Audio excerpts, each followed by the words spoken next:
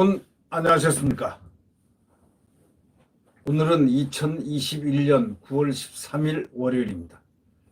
양영태 TV입니다. 구독 버튼과 엄지를 눌러주시면 감사하겠습니다. 여러분, 조성은 아시죠?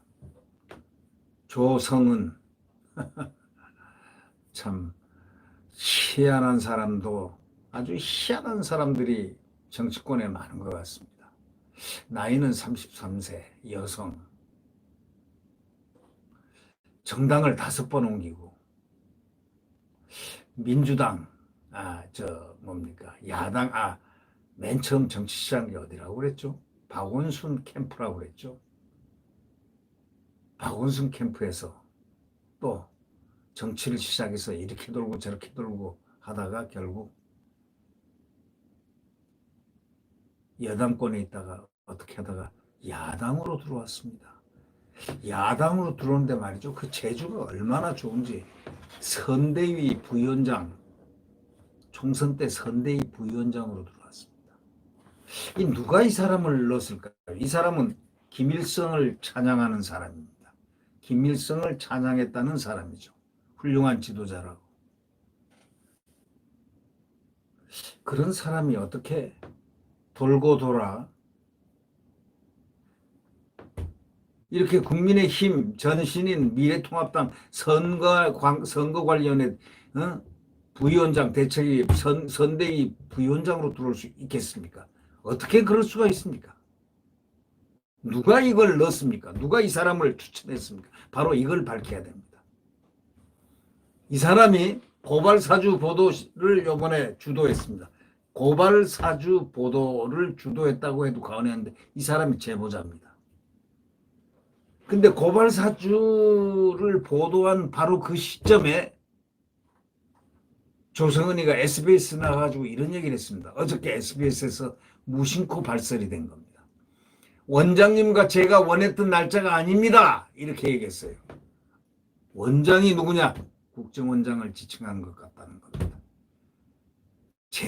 원장님과 제가 원했던 날짜가 아니라 어제 그저께는 이 국정원장이 계속 도마 위에 오른 날입니다. 호텔, 서울에서 제일 좋은 호텔이라고 하는 호텔 38층 라운지.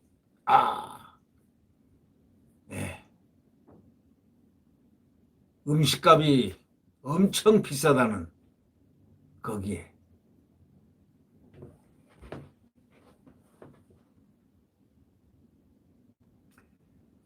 윤석열 전 검찰총장의 고발 사주 의혹을 제보한 조성은 씨, 이 12일 최초 보도일자와 관련해 가지고 어저께 SBS에서 탁 나왔는데, 이 9월 2일은 보도 날짜입니다.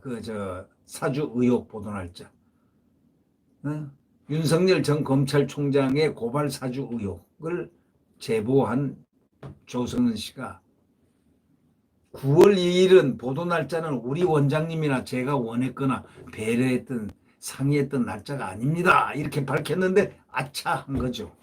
박지원 국정원장과 고발 사주 의혹과 관련해 아무런 대화를 나누지 않았다는 바로 조 씨의 기존 주장과 배치해다는 것이어서 논란이 예상된다고 뉴시스가 밝히고 있습니다.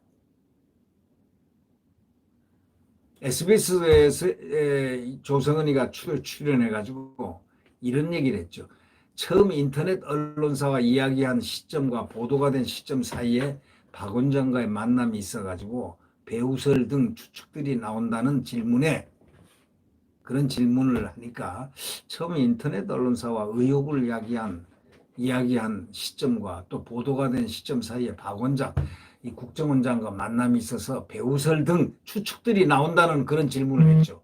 국정원장과의 만남이 있어가지고 그런 배우설 등이 추측들이 지금 나오고 있는데 이거에 대해서 어떻게 생각하느냐 하니까 제보 날짜와 보도 기간 때문에 제게 계속 프레임 씌우기 공격을 합니다. 이렇게 말을 하면서 그냥 한마디 그냥 통옥 튀어나왔습니다.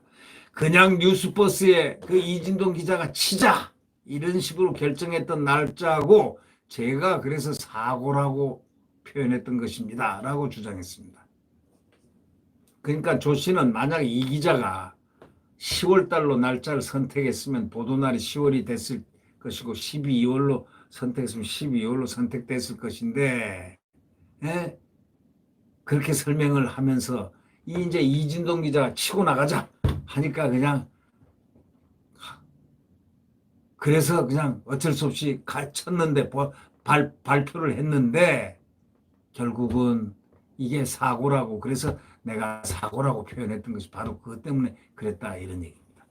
그러면서 박 원장이랑 이 건과 관련해서 어떤 이야기도 안 했다는 건가라는 질문에 제가 오늘 제 SNS도 설명했지만 위험성이 있거나 혹은 당사자가 이걸 듣고 어떤 인지를 할 수 있는 사람들에게는 절대로 말씀드릴 수 없다 이렇게 말하면서 박 원장에게 아무런 말도 하지 않았다고 재차 강조를 했습니다.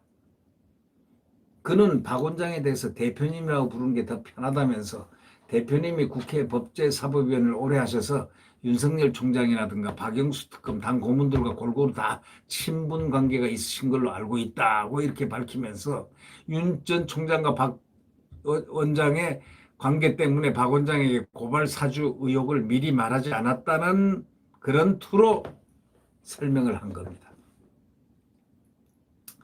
이 조 씨는 말이죠, 박 원장과 오찬날 자신의 SNS에 이렇게 얘기했습니다.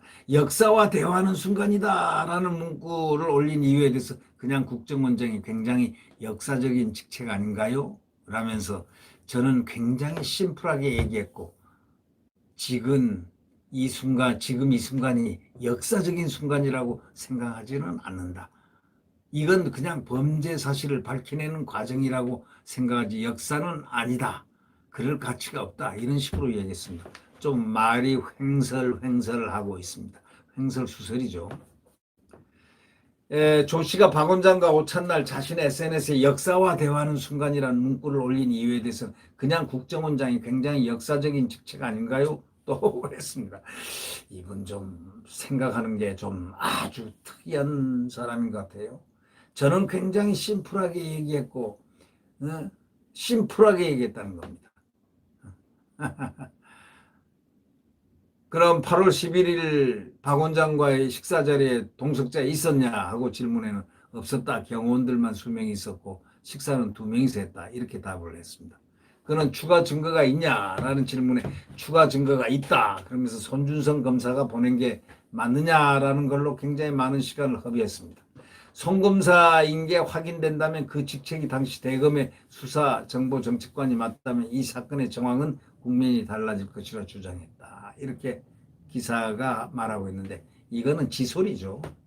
조성은이 지가 얘기하는 소리지, 송 검사인 게 확인된다 하더라도 송 검사가 한 것이지 그게 윤석열하고 무슨 관계가 있습니까? 이 사건 전혀 국면이 달라진다. 그래서 조성은이는 제가 볼 때 그렇게 머리가 썩 좋은 사람은 아니었다고 저는 생각합니다. 다들 비상하게 생각하는데 저는 머리가 좋은 사람 아니다. 왜? 벌써 송검사 이 컴퓨터 당시에 있는 대검에 있는 컴퓨터 전부 다 포렌식을 했는데 아무것도 안 나왔잖아요. 어저께 발표됐습니다. 어저께 밤에 발표됐는데 포렌식에서 아무것도 나온 게 없다는 겁니다. 그러면서 이렇게 얘기하죠.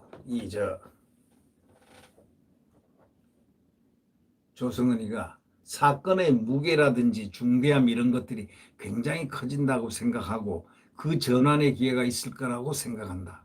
사건이 커지기를 기다리는 그 마음이 고스란히 이 말 속에 녹아 있습니다.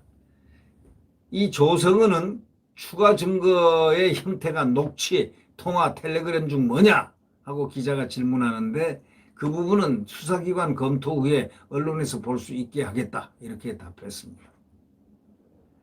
그는 왜 한동수 대검 감찰부장에게 직접 연락했냐 이런 질문에 이 정보는 다 연결돼 있기 때문에 객관적인 자료를 제출했을 때 편견 없이 받아들일 수 있는 분을 생각했다 이러면서 법조 기자님들께 개인 캐릭터도 훌륭하신 분이라고 들었고 그 외의 부분들은 진상조사의 책임자시니 적합하다고 생각했다 이렇게 말을 했습니다.